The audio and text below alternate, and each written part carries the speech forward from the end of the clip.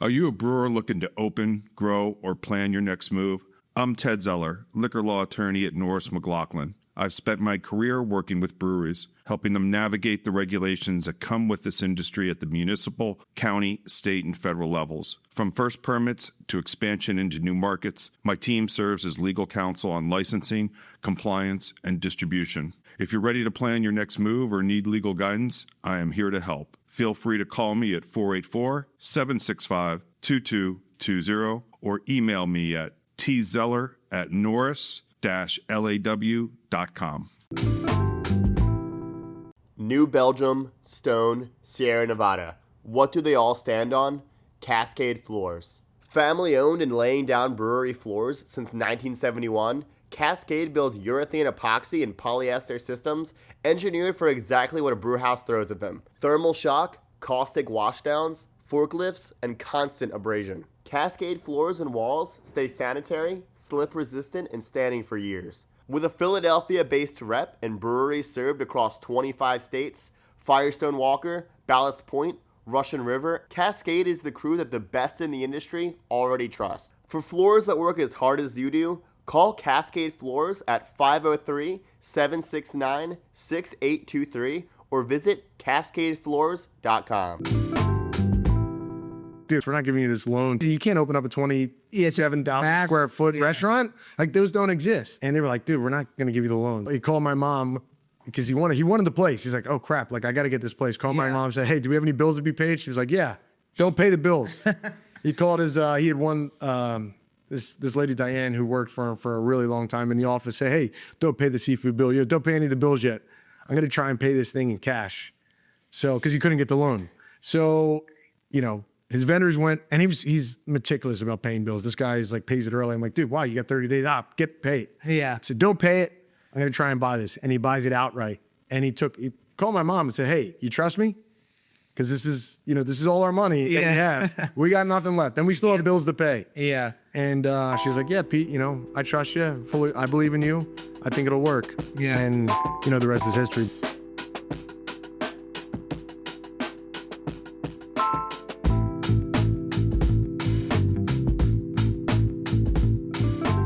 Welcome back to BrewedAt Podcast. I'm your host, Richie Tevlin, joined as always by Evan Blum. Hello, what's up?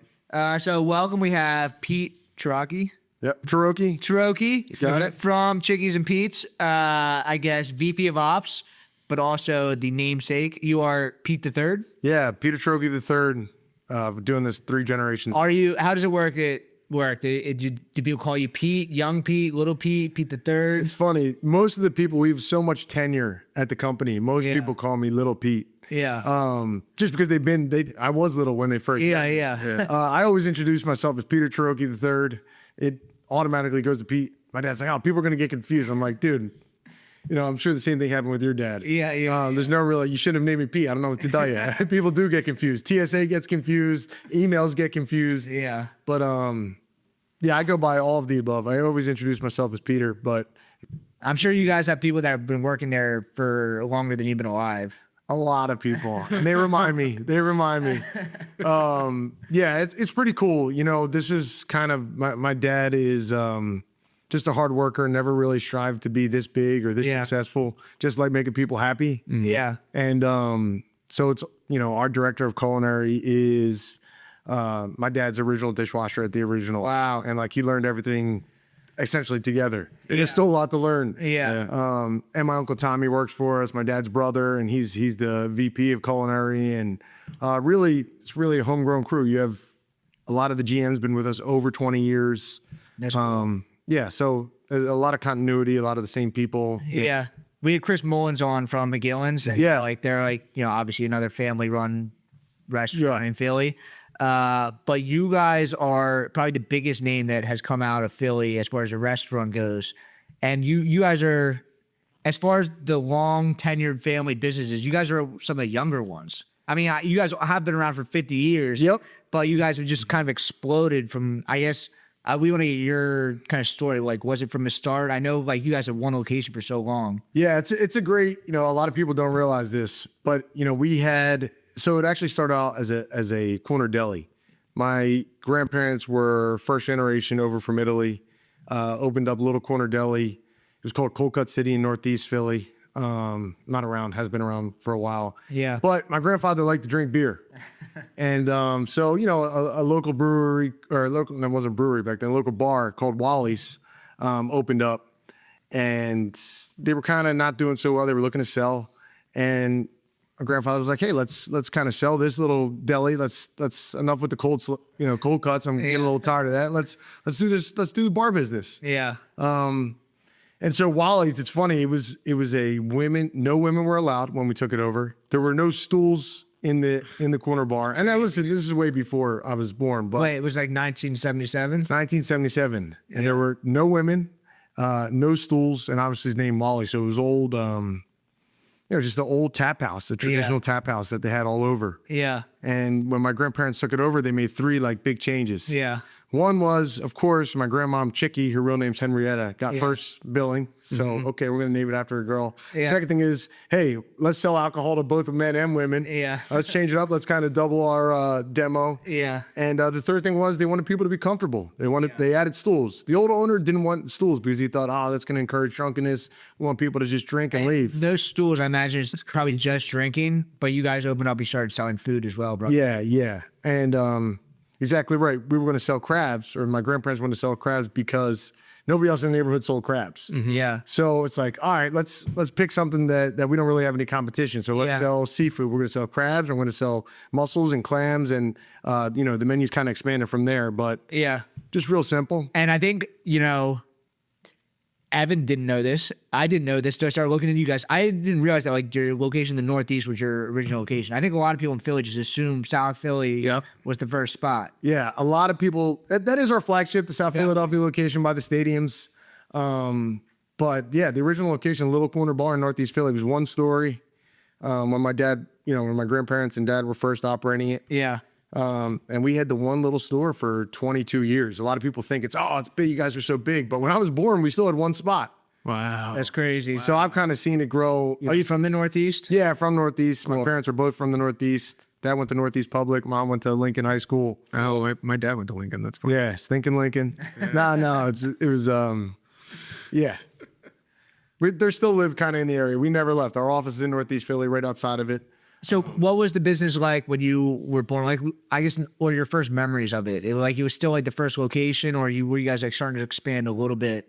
We started to expand. We opened up the second location in 1998. I was born in 97. Yeah. But I just remember every time I went in, there are 2 things I remember. One, every night when I go to bed and my dad, going to bed and watching TV, whatever, my dad was going to work and I'd be crying, Dad, don't leave. He would eat dinner with us at early 4 and then he would go in. It's a bar business. Yeah. I remember that. And then when I did go in, I just remember seeing a bunch of butts because I was a little kid and it was always busy. Yeah. I mean, every time I went in, that's all I remember, just like not being able to move and kind of wanting to leave because I was a little kid. I couldn't see over anybody. And it's like, it doesn't, like a bar for us now is different than, when you're a kid. You're walking in and you're like, all right, I guess this is my family business. Yep. Were crab fries around then? Yeah, so crab fries, it's funny. The story of the crab fries is a great story because it's really a testament to what we still try and do today. Yeah. So essentially, we were selling crabs. We had some extra crab seasoning. It was all fresh crabs, all live. They go out of season. Yeah. We had a bunch of product left over. My dad was like, "Hey, let's kind of do something with this. We don't get stuck on this inventory. Let's cross utilize something that we're trying to do. You don't want to bring in a product and then get stuck with it, right? Let's try it on the fries." So we started testing it, and we had to do all our seasonings, in house. And he's like, well, let me add a little more of this. I'm not going to say the ingredients. Maybe a little less of that. And he would give it to the regulars. Yeah. Hey, guys, what do you think of my recipe today? I like yesterday's better. Yeah. Yeah, all right. Come back tomorrow. We'll try it again. What do you think? Oh, this one's good. Maybe a little too spicy. Yeah. Okay, we'll try it again. So it took him actually 2 years to come up with the recipe. It wasn't like, he just threw some seasoning on the fries. We're like, Pete's, whatever. Yeah. He got lucky.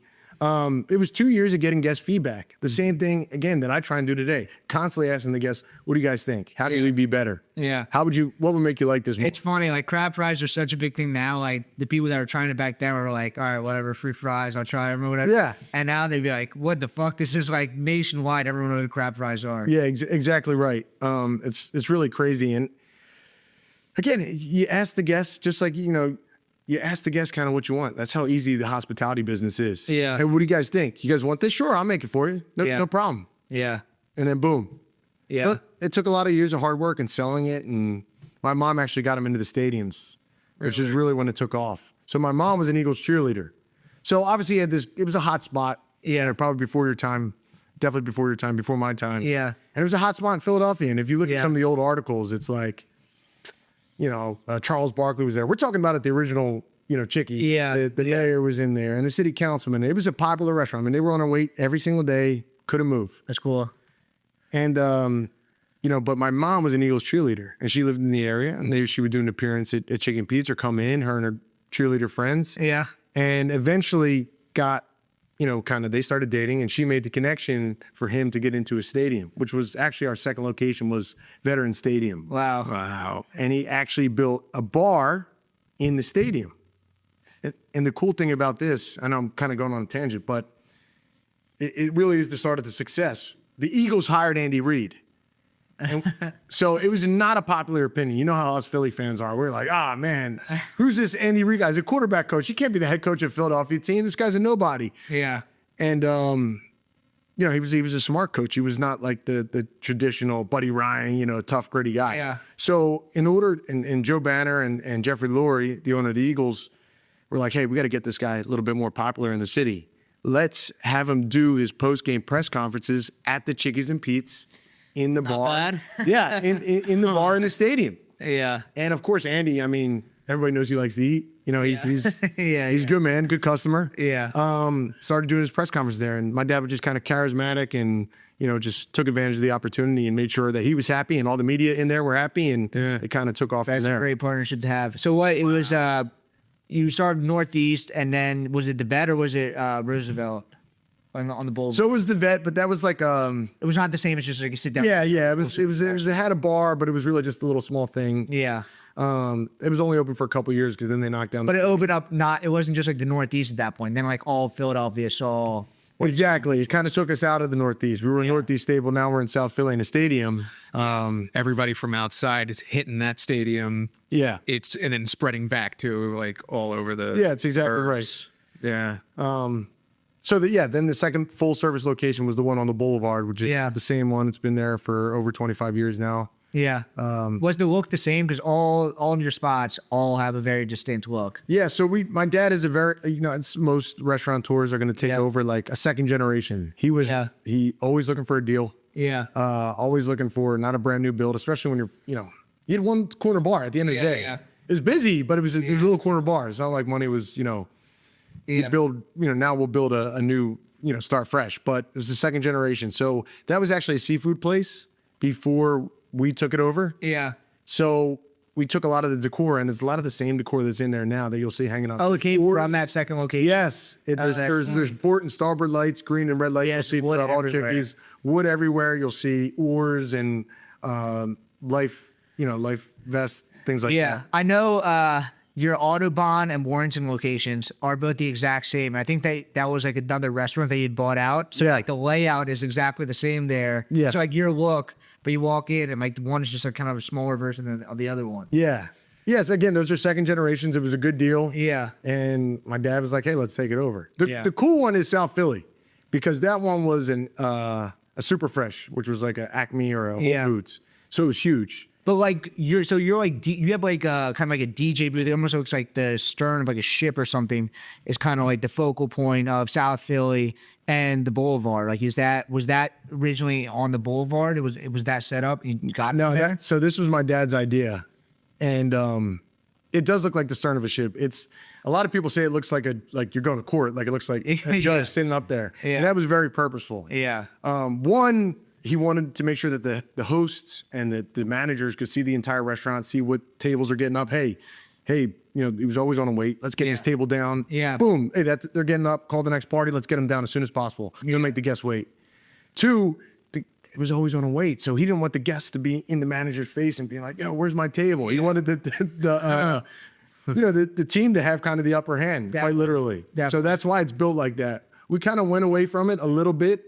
But we're bringing it back. It worked really well. And if we're doing our job right, I'm doing my job right, we're going to be busy all the time. So For sure. it's good for them to have the visibility. But that was my dad's design. That's cool. It's cool. So when did the South Philly location come out? Because the South Philly is so more, it's enormous. It's like 20 something thousand square feet. Yeah. Were you alive when that came about? I was. And me and my brothers, I have 2 younger brothers. Yeah. I haven't recruited them into the business yet. I'm working on it. They see the nights that we How old are they? One's 20. Man, how old are they? One's 26. Yeah. And one's 24. Okay. Maybe. Yeah. I forget. It's still lots of Prime age. Yeah. They're younger than me. Yeah. I'm jealous of them. No, but so South Philly, I was about maybe 4 when it opened, or I had to be a little older, probably 5. Okay. We all have our footprints kind of outside, Cool. cement. Cool. My dad had us do that, but that was a huge risk. So when my dad was doing that one, he had 2 options. He was going to do that mall that was opening up right next to the Meadowlands. I forget what it's called. Yeah. I know what you're talking about. Huge mall. New York, sounds good. Like he was always busy. He didn't see any failure. Or he could purchase this place and start operating there. Both were huge funds. Yes, it was a huge gamble. So the funny thing is he goes to the bank to go, get a loan. But he never did this before. The guy didn't believe in a bank. He was old school, didn't go to college. Yeah. These guys were just kind of workers and Yeah. doing their thing. Goes to the bank, they're like, dude, you got 2 spots. We're not giving you this loan to get this place. You gotta you're crazy. You can't open up a 27,000 square foot restaurant. Like those don't exist, and they really don't exist still. A couple places do now, but this was before there were stateside live or Right. was Xfinity right. Lab. It was kind of the original idea that Yeah. and they were like, dude, we're not going to give you the loan. So it's, he tells the story, and you'll see it on some really old interviews when he got like Restaurateur of the Year and stuff when he was, kind of coming up. But he called my mom because he wanted the place. He's like, oh crap, like I got to get this place. Called my mom and said, hey, do we have any bills to be paid? She was like, yeah, don't pay the bills. He called he had one, this lady Diane who worked for him for a really long time in the office, say, hey, don't pay the seafood bill. Don't pay any of the bills yet. I'm going to try and pay this thing in cash. So, because he couldn't get the loan. So, his vendors went, and he's meticulous about paying bills. This guy is like, pays it early. I'm like, dude, wow, you got 30 days off. Pay it. Yeah. I said, don't pay it. I'm going to try and buy this. And he buys it outright. And he called my mom and said, hey, you trust me? Because this is all our money that we have. We got nothing left. And we still have bills to pay. Yeah. And she's like, yeah, Pete, I trust you fully. I believe in you. I think it'll work. Yeah. And, the rest is history. Was it kind of just like balls to the wall, like from the start? Like, I mean, it was like you said, there was nothing like that down by the stadium. And it probably did it instantly become like the spot to go? Yeah. A hot restaurant's a hot restaurant. Yeah. And it was a restaurant bar. So from the moment it opened, and it was the only spot, think about how big Stateside is and how big they are and how many people they have in there. Yeah. It was the first of its kind, pretty much the only competition. Yeah. And yeah, it was busy I was just telling the story because that's what it felt. People were saying this past Saturday for the World Cup, like, yo, this hasn't been like this since we first opened up here. Some people that have been there for a long time. Yeah. And I was like, guys, just so you know, some of the newer team members, I'm like, this is what I was like every single day I came down here, my entire life growing up. It was packed. Before a Phillies game, I think you got 40,000 people, 45,000 people going to a game. Yep. There's one spot to go. Our capacity is 1,000 people. Yeah.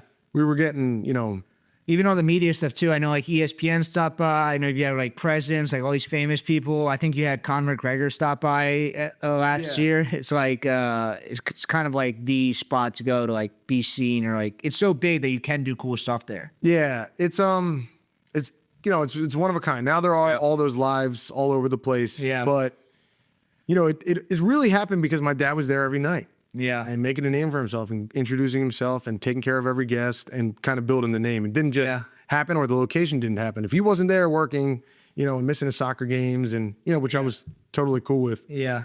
That doesn't happen. Not that his team couldn't get it done, but he really is special and extremely good at making people feel important. So people like to work with him. Yeah. I mean, it seems like there's like 3 of them. It's like he's kind of like all over the news everywhere, plugging everything. Yeah.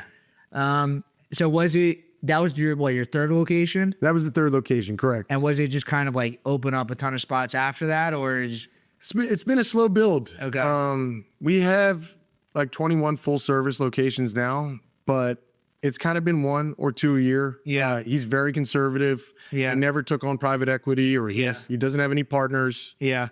It's all him. It's all his own money. The guy is very anti-risk. Yeah. So we did Board in Town, then we did EHT, and then we did Parks Casino, and but it's been 1 or 2 a year, kind of slow growth, but I think a big reason why we're still here and going strong, better than ever, where you see some of these places blow up and they go down. Yep. You know, he's really big on building with his people and not. Well, it's still a family restaurant. It's like you guys are so big, but it's still, it's still an authentically Philadelphia thing. It really is. It's cracked a code that I'm like trying to think. I don't know anything even like nationally. Like Wawa is very much like that, where it's like it's a Philadelphia thing, but people from outside the region know. Like everybody knows crab fries, everyone knows Chickies and peas. Yeah. Maybe Rita's like a little bit. Rita's. There's some concepts out there, like in other cities, Lou Malnati's and like a pizza spot in Chicago. And there's some stuff's, similar, but it's funny. I was just shopping in a store and I see it said like eatings from Philly. There was a greetings card and like the craft fries are on there, the little logo, soft pretzel, water ice. Yeah. It's pretty cool. And I'm humbled every time I see something like that. It's like you broke Philly culture, like to get into you're just known as Philly culture, which is that doesn't happen. So Yes. Really You cool. guys are probably the most sold food item in the stadiums, in the stadiums. It's funny. They just came out from a FIFA. We sold them in. We're actually in Kansas City Stadium too. So That's cool. we've been selling them there as well. Yeah. Now, not logoed. You're not allowed to use our logo, or FIFA doesn't allow you to use the logo. But we're selling our craft fries. Oh, really? In a white container. Yeah. FIFA's very strict with the rules. But they have big sponsors. I get it. Yeah. And we're not that big. Yeah. Not yet. But in Philadelphia, so there were 6 games in Philadelphia. Sales wise, we were the highest food sales in the stadium at the Link. Wow. Now, in quantity, hot dogs outsold us, but you're talking about over 37,000 orders of craft fries. That's crazy. At $20 a pop. We don't price the stadiums. Yeah. They would not be that high. The FIFA and Aramark and those guys do, and they split it with the teams and stuff. But it went beer and then us as far as sales goes. I don't know if you have the numbers, but I'd be curious to hear lifetime how many crab fries you guys have put out, because you guys have to have sold more fries in the Pennsylvania region than anybody else. Yeah. I mean, you factor in the McDonald's of the the world. I'm sure they're selling a lot too. Yeah, but with the premium fry, we're a premium fry. Only use the best fries. A lot. I know we sell like about a little over 3 million a year. Wow. Pounds of fries. It's amazing. That's crazy. And we get our potatoes from Idaho. Nice. You're gonna go out, like, do you go out there to? I have to go back out there. The rest of my team has. I'm kind of newer. They haven't gone back out. Believe it or not, there's not a ton of stuff to do there. So, but I want to go see it. I want to go look at the plants. Beer, we go out to like hop selection. It's probably like you go to potato selection. Yeah. Well, the potato, we use a specific potato. Again, I don't want to give away all the secrets, but they're cut. They're 5/16 cut, extra long, fancy, premium grade A fries only. Cool. They're only cut from the center of the potato, which a lot of people don't know. So a lot of fries you see like a little brown on the outside at the top because it's got the skin. Ours, you will never see skin. It is only cut from the center of the potato and only cut, at the very center, so that the fries are extra long, because it's just easier to dip our famous cheese sauce with it and crinkle cut so that it holds the seasoning. So that was very specifically designed. We have not changed the we have not changed the fry once. And on the box it says handle like eggs. It says fragile, handle like eggs. Yeah. We pay extra to have them only cut from the center of the potato so that they stay extra long. And if you're tossing them around, it's gonna. It's cool. It's I know you guys have like the trademark on the like crab fries, but it's. I think some people might think of that as like, oh, that'd be selfish of like you just created this thing that's like it's not that crazy, but it becomes a Philadelphia thing because you like standardized it. Yeah, that's anybody who's came up with something. Yeah, you have to protect your trademark. Yeah. I mean, at the end of the day, anybody could do it, right? Yeah. But anybody can copy McDonald's or any of these companies, Raising Cane's. Yeah, but you're putting your stamp of approval. Yeah, this is our product though. This is a craft fry. Only us, we can make it. Yeah. It's the best fry you can buy. Yeah. Comes with our creamy cheese sauce. Yeah. And that's us. That's any branding. But yeah, we get a lot of that. Yeah, you guys are, I know, heavily involved in the community. I know you guys give out like the free crab fries driving down the shore every year. It seems like whenever there's like a big event, there's always like the crab fried bus driving around. Yeah, we got one coming up this week. It's Dollar Crab Fry Day. I don't know when this is coming out, but on Be like 4 or 5 weeks from now. 4 weeks. yeah. So we give all the proceeds to that day. We charge everybody $1 crab fries, $5 Miller Lights with our partner. And Are you guys? Is Miller Lite your best selling beer? it's up there. I mean, all the domestics. Because I know you guys are from the Northeast. I know the Northeast is like Miller Lite and Twisted Tea Heavy. Yeah, it's all the domestics. So we love all beer. It's my favorite guest. Beer drinkers are always good. Yeah. They're easygoing. Yeah. They have to use the bathroom a lot, but that's okay. They're usually a fun guest.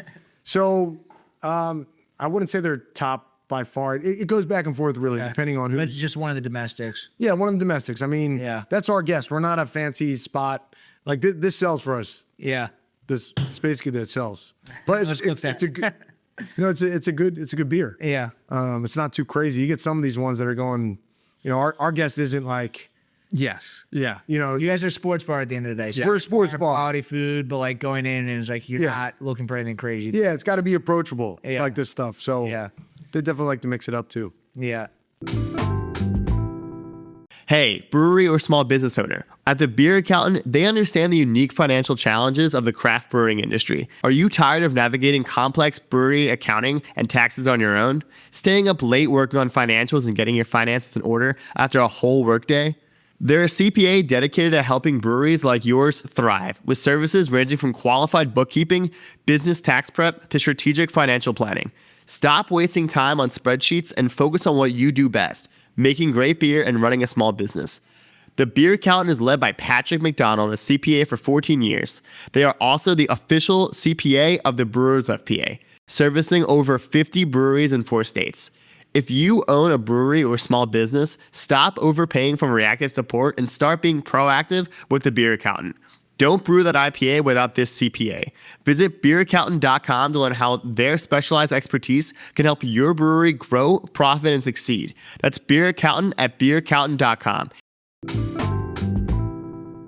How was the, I'm sure you have had like a much different experience during a lot of like the Philadelphia events over the last couple of years, the Super Bowls, the World Series. It's like one, you're on the other side because you're like hosting the parties, you're like sponsoring everybody, but then also like all the, attention that you guys get with the media and the athletes and the celebrities that come through. So I'm sure it's like a much different experience when everyone else gets. Yeah, it's fun. I mean, being so close to the stadiums, you're naturally going to get a lot of people in the area.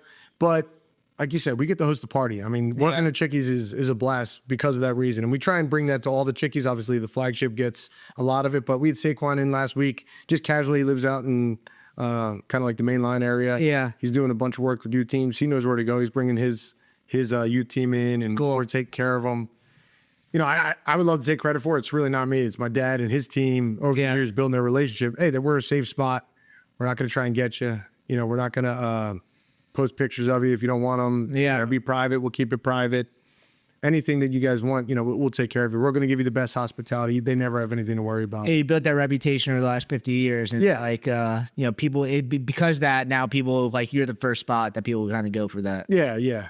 Lucky to be in that spot. I mean, I get to meet so many cool people. I was growing up, my dad was on Oprah with John Bon Jovi. It was his favorite. I wouldn't really consider it junk food, but that's what he called it on Oprah. And they did a full like segment on Oprah. Bon Jovi came to Chickie's, and my dad was there hosting. Yeah. He said, we had this thing called the Lisa's Bomb Lobster Pie, named after my mom, and he had the lobster pizza. Because our food is sports bar food, but it's elevated. Yeah. Nobody else has a lobster pizza or surf and turf cheesesteak. Yep. Yeah. Cheesesteak with lobster and cheesesteak meat on it. Yeah. Some cool items. What would you say? I mean, it's a loaded question, but on purpose too, I guess. What's one of your favorite menu items? The surf and turf cheesesteak is mine. But like when I was growing up, that's all I got. Chicken tenders dipped in our cheese sauce. Okay. Is like one of my, I just love our cheese sauce. I could put that, I was eating it today. People are like, oh, it's the first time we're having it? I'm shoving it down my face. I absolutely love it. It goes on everything. But our muscle's red. Okay. Our muscle's red. one, it's kind of what we're known for. Our red sauce, if you've ever had it, is very distinct. When people try it, you know, even in our Vegas location, like, wow, I've never had anything like this. This is my dad's recipe. We make it in-house, fresh, daily. It is so good. And with, you know, I like clams and mussels, but the mussels are just, the way we cook them, we have a very proprietary way that we care for our mussels, the way we store them, the way we receive them. We have a very, you know, we send them back, no problem. If they're not to our quality, we send them back. So something that my dad, you know, was kind of known for, one of our popular items, but I love it. And it's unique. You know, you can't go anywhere else and really get mussels. Yeah, it's not a normal sports bar. Right, Yeah. right. So speaking of Bon Jovi, I know that your dad owned the Soul for a while. That's right. What was that like? Were you going to like Soul games? Yeah, we went to and it was all summer long, and my dad loves going down the shore, but we would drive up every week for the Soul game. It was one of the coolest experiences of my life. So, obviously Bon Jovi was a part of it, and some of our other friends, Jaworski, and the Spencers, my parents' friends, were involved. My dad was given the opportunity either, you know, participate in the Philadelphia Soul, the indoor football team ownership, or the union. And he was like, you know, I played soccer my whole life growing up. So did my brother. And, you know, I played football for a couple of years. But he's like, I don't know. I'm just got to do the football thing. Like, I love football. The action is great. Probably would have been a better investment, but that's not why he was doing it. He never does anything for the money. He does it for the fun. So it was a great experience. We used to go in the locker room, and Cool. we won a couple championships. I should have brought my ring. You guys are really good. Yeah, we were the best in the arena league. We would go to the championship every year. It's good ownership. You know, Bon Jovi. When he backed out, that's when my dad, he stopped doing it full time. Yeah, because it was like his team. Yeah, that's when my dad got in. They need another Italian. He wasn't as good a singer, but it was one of the best experiences of my life. We always reminisce. We were just reminiscing about it. How cool of an experience that was. You have your team, and the fans were great. I mean, Philly fans are the best. You know, if you're lucky enough to play in the city or be in the city in general, there's so much passion there. Yeah. Can't beat it. Do you think, I think you guys are kind of naturally more of like a football, I'm kind of all Philadelphia is like a football city. Yeah. You know, like our other sports are good, but I think, would you consider you guys more of a football bar? Yeah, I mean, we go by what the guest likes. Yeah. The guests like football. My mom was an Eagles cheerleader. It's a natural connection there. Yeah, it's kind of the family business, football, in a way. That would have been, maybe if the bar thing didn't work out, maybe I would have been a cheerleader too. Yeah, is that why you guys went to Kansas City? Because Andy Reid was there? A big reason. So Mark Donovan, the president of the Chiefs, brought us out into the Chiefs Stadium when he used to work for the Eagles. Okay. And obviously so did Andy. Yeah. And they brought us into the Chiefs Stadium. Andy always has crab fries in his box. Or his wife would always have crab fries in his box. So, you know, we brought the product there. It was doing really well. They brought us in the Royal Stadium after that because it was having a lot of success. Yeah. And then, an opportunity came up, and we opened up a full service location 3 years ago now, almost in September in Kansas City. But he's the main reason. I mean, there's a big picture of him in the front of the restaurant. Yeah. He came out for our grand opening. He's been a great friend. It was like right when you guys were kind of taking off. He was kind of a part of that. Yes, he was part. He was part of the ride. He's a good friend. Even when I go out there, they'll invite me to the Reids will invite me to go sit with them. I actually work with Andy's son, and Andy's kids work for us at Chickie's and Pete's when he was a coach in Philadelphia. Yeah, they were food runners. Yeah, they were food runners with us. That's so funny. So, it's a great family. They really are great people, and we just continue that friendship. Well, how does like putting crab fries in a different state, like how does that take to a customer base? Like, luckily, it's a great question. We're really working on that now because here we serve them. People know what it is, and the product sells itself, right? It's the busiest. We outsell everything. Yeah, they tried to put a Shake Shack in, and I love Shake Shack. I'm just not hating on Shake Shack. But for a stadium, we are the taste of Philly sports. Also, Philly is a very loyal city. Like Philadelphia brand, they want to support you. They love it. But going into another city like Kansas City, the product is a product. This is a universally liked product. Yeah. It's a great product. It's a premium fry. It goes great with our cheese. It's addicting. It's really addicting. So, for example, we're in Yankee Stadium. We're right on the first baseline. We have a stand in Yankee Stadium. Yeah. You try it, and automatically, we tell them, like, people are going to love it. I don't know, you guys are a Philly thing. They're going to love it. Watch. If we make it right, if we get our spec down, this is a great product. People are going to love it. Mm-hmm. And time again, they do. And there's a line at every stadium that we open up in. Are you guys in how many different stadiums? Is it mostly baseball, football? So we do a lot of work with Aramark historically, so they've kind of helped us get into the other stadiums and venues. But we have 42 different venues. Okay. So for example, though, like the Eagle Stadium has 20 stands that sell, craft fries. So that would count as one. Okay. But we're in Baltimore Ravens Stadium, Yankee Stadium, Chiefs Stadium, Royals. Your product goes there's some restaurants that don't have like a product that would fit into a stadium. Right. But your product is really good at being at a restaurant and at a stadium. Right. It's different. I mean, now we're managing two different operations, which sometimes I'm like, man, I wish we just had one thing that we could get right. It's tough to get one thing right. But and also in amusement parks. So we're in Dorney Park, Hershey Park, Carowinds down in North Carolina, Cedar Point, Cedar Fair over in Ohio. Are you still on the boardwalk? Yeah, we're in the Tropicana, Atlantic City. Yeah. 2 locations in Wildwood, 2 locations in Ocean City. Ocean City. Yeah. It is one of the few, and then we're in the airports and felt like so 4 different The operations. airports are cool because then you get like the international people. Like people come in. Yeah. The first thing they see when they get off is like, That's where we got to get some of this stuff. yeah. They're gonna say, "Yo, I thought I was in Philly." No, you're in outer space, my man. Yeah. I'm trying to get in there, but I guess I'm talking to the right person. But the only place I'm in the airport right now is the what's the lounge called? The Visa Lounge. Oh, the Visa, that's a high end. I'm not qualified to go in there. Well, neither am I. But I went up and talked to them. Like whenever I go in, I'm like, "You guys are selling my beer. Can I please come up?" Yeah. So I was like, give me like the sob story. They always let me out. They let you in. I'm gonna start telling them I'm you. Yeah. Maybe I'll get somewhere. Put on the astronaut costume and you'll be fine. Yeah, very good. I would do it. That's one of my favorite things about the brand. I love the suit. Yeah. You guys have the crab fries mascot as well. Yeah, the crab fry guy. The crab fry guy. That's not. Not a suit. That's a real person. Have you ever put it on the suit? It's a real person. All right.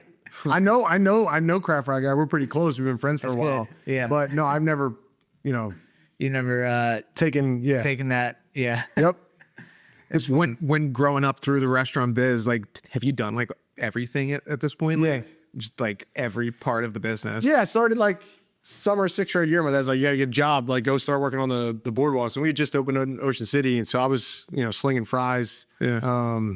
Saying, "Hey, come on by, give it a try. I got to get a crab fry." What is that experience like? Like obviously your dad owns it, but it's like was that like you were literally like starting off like it's got to be kind of awkward almost because like this is my family's business, but I'm literally the lowest person in the totem pole. Yeah, especially when you're a little kid, like you're not mature enough, Yeah, I think I always was like nervous that they would judge you. Yeah, whatever they want to say about me. I was always nervous, so I kind of almost always overdid it. Okay, yeah. Even as a kid, it's gotta be tough. You can only work a little bit. No, I'm gonna work all night. I'm closing every night. Yeah, and I still do the same thing. I never want to lose that.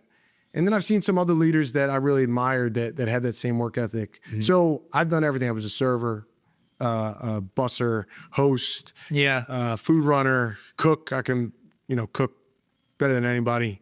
Don't tell some of my team would disagree, but as far as chicken and Pete's food, now I can't make anything in my house, but chicken and Pete's specs I know better than anybody. I'm going to make the best crab fry, mussel, pizza you ever had. Was your dad the same way? Like how old was your dad when your grandpa started it? So my dad was older, like 23. Okay. But he actually died when I never met him. He died in 1987, so he was only 10 years old.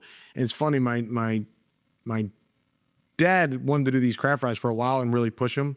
And my grandfather just said, "No, Pete, like, who do you think you are? You're reinventing the fry? What do you think? You're a genius? Get out of here. Anybody could do this, dude. Like, you're nobody. Just sell the beer, okay? Don't worry about it."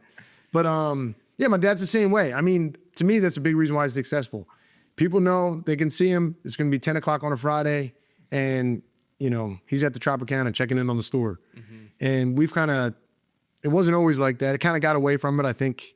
For a little bit, but as a company, that's what all of our leaders on the 4th of July, bosses aren't working. Everybody's working. Yeah. Everybody's working. I'm working all day long. Our regional directors are working.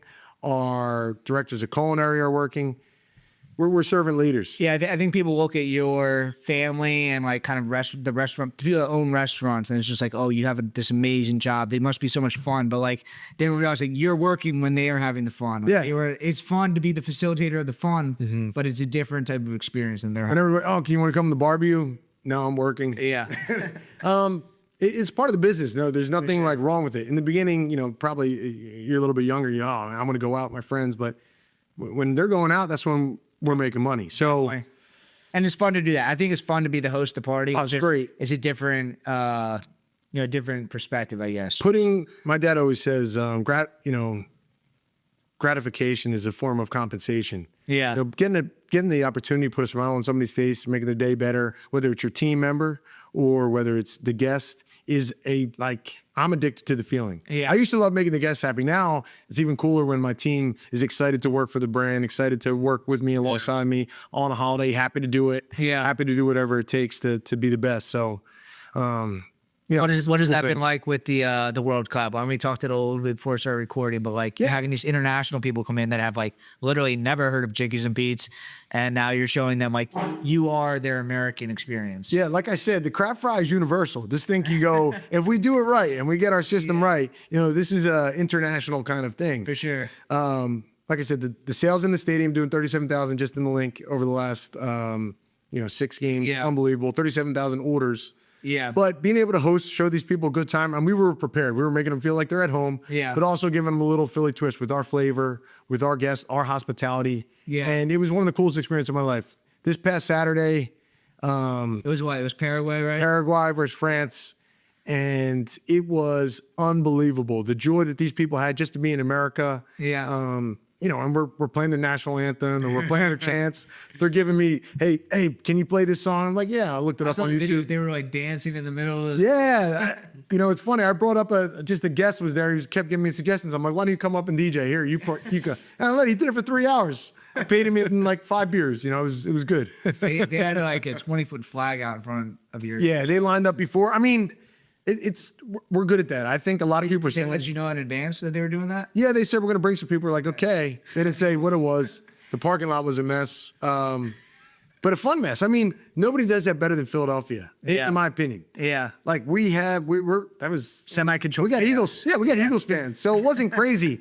And a lot of people are saying that Philadelphia did it best as far as the fan festival, the stadium, the atmosphere there, just the way we accepted these people. Because these people like to party. Definitely. And, so do we. We're good at drinking alcohol and party. Yeah. That's why Chicken Pizza is successful. I love that. Yeah. But it played right into kind of what we're good at. For sure. And now it's not even over yet because now you have the All-Star game coming up.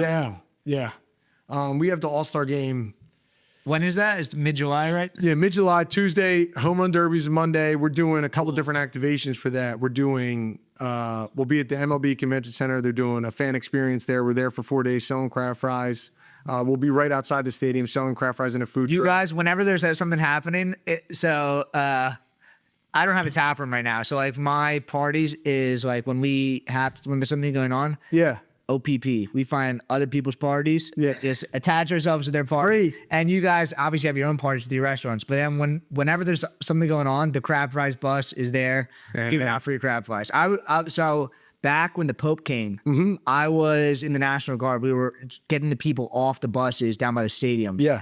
And the crab fries bus was driving around everywhere, giving these people from all over the world crab fries. And the same thing with the World Cup. It was their first experience of Philadelphia.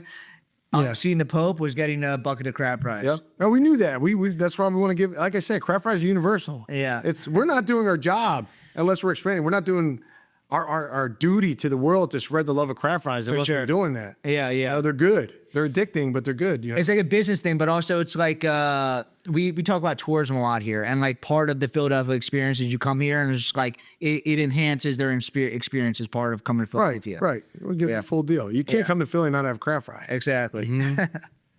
Cool. So I guess when are kind of is kind of football season kind of your busy season? We go. Is it just nonstop? Because every sport. We're a seafood place, so our busiest months are really in the summer. Believe it or not. Okay. Now it's not crazy like an Eagles game that we'll have every Sunday or whenever we got a lot of primetime games this year. But anytime there's sports, anytime there's a big event, we do Love Island or whatever the show. Act like I don't know it, right? Love Island, whatever. I wouldn't watch that.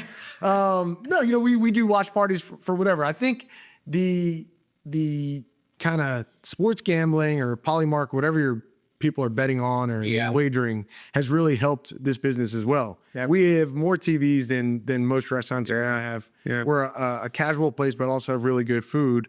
My dad's line is more fun to eat in a bar than drink in a restaurant. Yeah. And so we have TVs everywhere, and now it's kind of busy all the time. There's always something, and we can never be good enough, but we're always on. Hey, as soon as this game ends, put on the next one. So you guys expanded where into Nevada? It was Reno and Vegas. Yeah. Was that because of gambling or like what? Why out there? So we do really well in casinos. We're in parks locally. Yeah. Tropicana. Yeah. The one in Kansas City is also a Bally's. But as far as that goes, that was a partnership with. It's a family-run casino. They own both of them. The Grand Sierra Resort in Reno, and the Sahara in Las Vegas. Cool.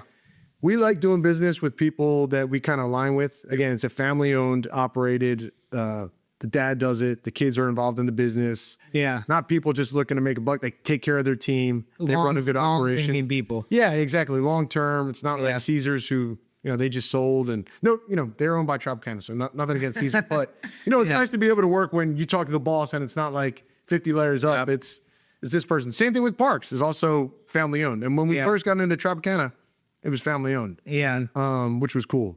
But those locations have been great. I mean, we have a location right on the Las Vegas Strip. It's us and then the Fountain Blue. So it goes Sahara, Chickies and Pizza's right on the Strip. That's the cool. Strat, Chickies and Pizza, Sahara, Fountain Blue, Wynn, Encore. Yeah. And so on. Right off those work trips. yeah, exactly. Wow, I got to do quality control. But then Reno too. At one time that hotel was the single biggest hotel. It used to be an MGM. Yeah. Hotel casino in the world. It is huge, and it's actually busier than our Vegas location. Wow. It's a cool spot. I don't know if you've ever been to Reno. I've not. Really cool spot, but they're great operators. We don't actually operate those two. It's the only two that we license. Okay. But they're the best in the business. And most locations in Nevada are because of the union. So the casino's got to operate them. They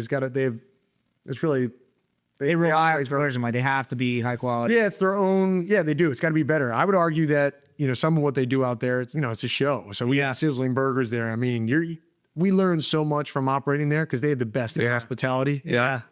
There's every restaurant there. They have Joe Stone Crab. They got Peter Luger's, Chickie and Pete's. Yeah. Komodo, Poppy Steak. So going up to New York, it's just like, it's the pressure cooker. Like, you got to perform. Right. If you're not doing, this place that you're not going to make, it's going to be there. Just because I mean, everybody's there, but there's a lot of competition. Yeah. A lot of places don't make it. Those places flip all the time. Yeah. Bobby Flay and you name it. Yeah. So I'm sure no employees are going to listen to this, but what you talk about quality assurance, are the things that when you go into locations that you're looking for that, you guys have been in the restaurant business so long, like, are there like things that you guys harp on that like this, if we do this correctly, things are all right and you're looking out for it? The number one thing is making sure that when the guests come in, they can't wait to come back. They're craving Chickies and Pizza again. So that's the overall experience. We're going to mess up once in a while. We're going to mess up an order.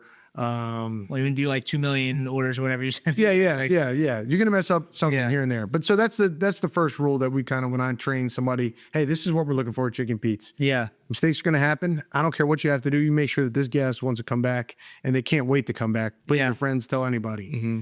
But as far as quality control, you're always going to check, make sure the fryers are clean. Especially the fryers, we only cook in clean oil. We keep it immaculate. We skim it constantly. We're filtering it constantly, chaining the oil. You're going to test the red sauce. Hey, does it have the right consistency? Is the garlic burn? Is it just right? And if it's wrong, we've gotten better at this. It was easy to say, don't throw it out. We'll get it right next time. It's got to go in the trash. If this isn't the best product that our guests deserve, that this is what we promised them, it's got to go. And so you just don't make the mistake again. But we go in and test all that. Fresh lettuce, fresh tomato, the basics. Is everything in date? Is everything, are the mussels being stored correctly to our procedure? So I go in and we're going to check all that. Is the beer cold? Yeah. Are the glasses cold? Do we have a chiller? Just things like that. You eat crab fries the same way that I drink my own beer. It's like, I think I drink your beer pretty good too. Yeah. But yeah, I always going for thinking about everything that you're eating, Yeah. Yeah. Again, the guest will tell you if something's bad. You can. But you don't want them to tell you. Like you want them. You want to get it. If they have to tell you, then we're really doing something wrong. Yeah, right. For sure. But and then giving the team the tools to make those decisions themselves and teaching them, hey, I know what the right fry is, but Is my instructions right? Yeah. Teach them how to do it. Is it as perfect as it can be? Most of the problems that we ever have, it's always on me. It's always on HQ, our support team for not provide. This is my belief. It's never on the team. At least not our team. We have like the best people working for us. We were so lucky to have these people for a long time. Yeah. If there's ever a mistake, I guarantee you it's on us for not teaching them the right way or being confusing with our directions. And that's what I've tried to harp on and really get better on is, hey, I know, we're family run and it's not like as polished as some of the other concepts. We have to be polished. Because if we give out information that's not good, it's going to be difficult for the team to understand what we're saying. If there's incorrectness, and listen, we are not good at that. Chickies and Pete's, the sign is spelled wrong. Yeah. It's got two plurals, Chickies as yes, and Pete's. So we've been messing this up for a while. And it's one of the things that we've been trying to work on the last 5. We just aren't good at it. We're good at making people happy. But when it comes to, I'd have to get my tests checked a million times or my papers. I'd read it and be like, oh, that was right. Yeah. And get it checked. It's not right. Yeah. You guys are more polished. Like when you go to your restaurants, like the bathrooms are clean. Like it is clean. Like now that I'm getting in a lot of the Chickies and Pete's, like I'm meeting the managers, like Matt, Brome. Yeah, great job. Ocher. It's like so cool. It's like you got some of the best there. I got everybody. Yeah. But Nick Largo. Yep. All these people, but it's like everybody's like very passionate about. Where like sometimes a restaurant can get large enough that like it just feels like a job. But everybody is very passionate. By the way, I went into someplace and I told them that you were coming on the podcast this week. Yeah. And I said, like Little Pete was coming on. It's Young Pete. It's not Little Pete. Like, whoa. All right, I'm sorry. I didn't mean to like. We were trying to work on that, like I said, but it just ends up going Little Pete. You can't help it. But do you feel pressure to have a Pete in your family? I do. It's kind of cool. At this one, it's kind of cool. Everybody's got these cool names. But, and it just kind of takes, I'm a bad decision. Sometimes I get overwhelmed with decisions. So if I just, let's just copy and paste it. And take the decision out of it. Exactly. You don't have to think about it. Yeah, not like a cool name, a lot of Beckett or, Star or whatever they're. Keep it simple. Yeah, the Kardashians are doing. Yeah. North, South, you name it. Cool. I guess, do you guys have anything like going on in the near future? I mean, I guess it's like everything is kind of just depending on whatever the sports season is, right? Yeah, I mean, I also have a question. Yeah, hasn't always been a sports bar? Like when did some point it just take? Was it when you guys went into stadiums it became a sports bar? When my mom and dad started dating is when it became sports. I mean, my dad was an Eagles sports fan, but this guy wasn't like it was a crab house. It was actually called Chickies and Pete's Cafe. Really? Originally was the original trademark. It's so funny because now it's just the iconic sports bar. Yeah, and it kind of morphed into that. Again, sports bars were kind of a new concept. It wasn't like Buffalo Wild Wings was like popular everywhere. Some of these other big chains. We were one of the first ones of that too. It just wasn't a thing at the time. Yeah. That's cool. Awesome. Do you have any more questions? This was a fun episode. How I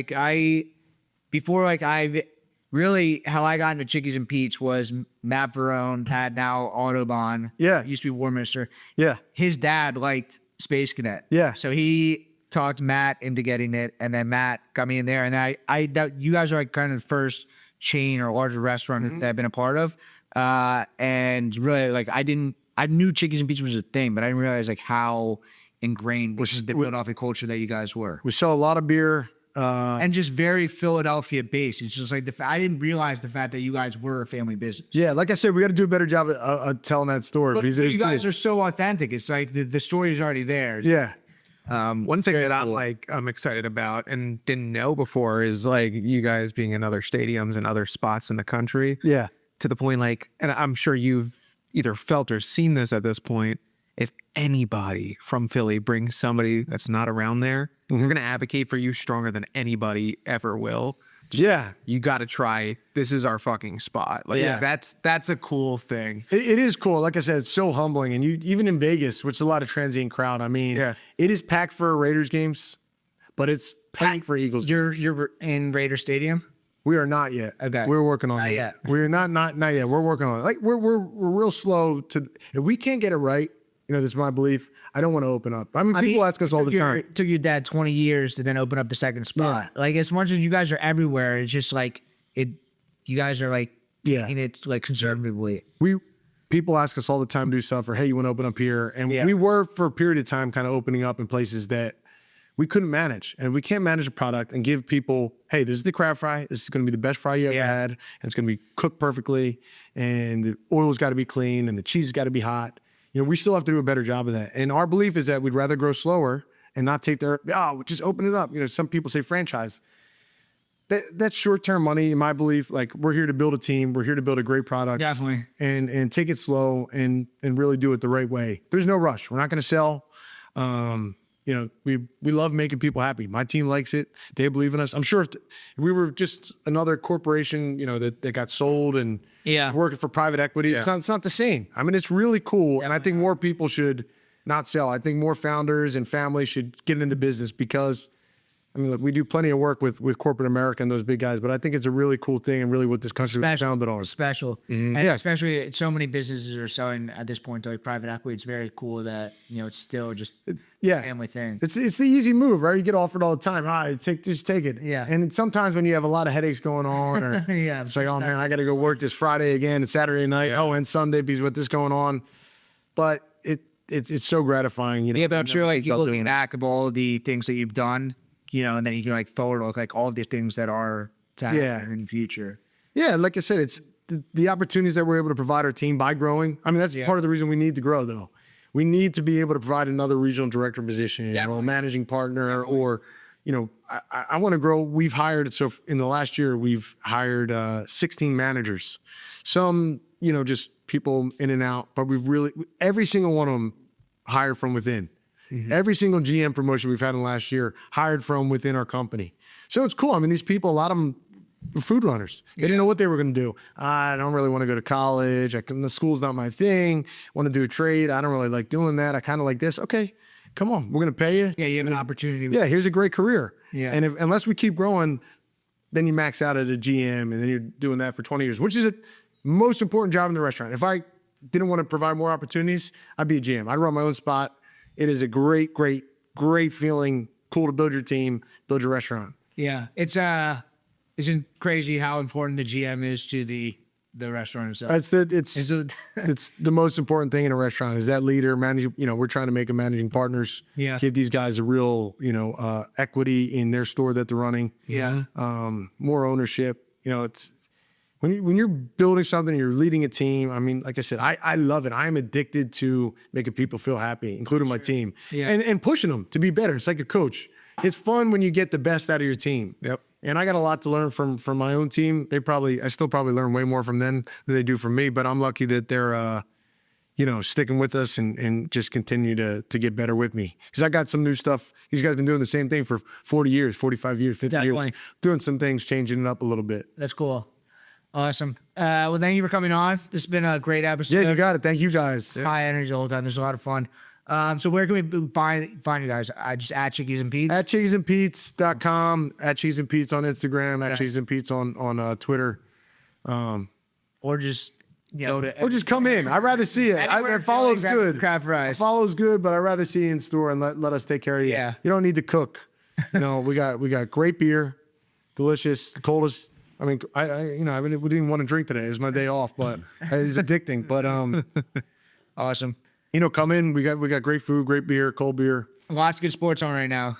Great. MLB also, I mean, it'll be over by this time's over. But then we got football season. Football season's coming up. Exactly. It's about Eagles are looking good. Eagles are looking good. The year's just playoff baseball. Sixers are going to be good this year. Yeah, I'm proud to wear this right now. Yeah, this is great. This is the most I've felt. But I'm so happy. I gave up on them for a little bit. I know, man. And I love the team. I love Philadelphia. But I was like, oh, man.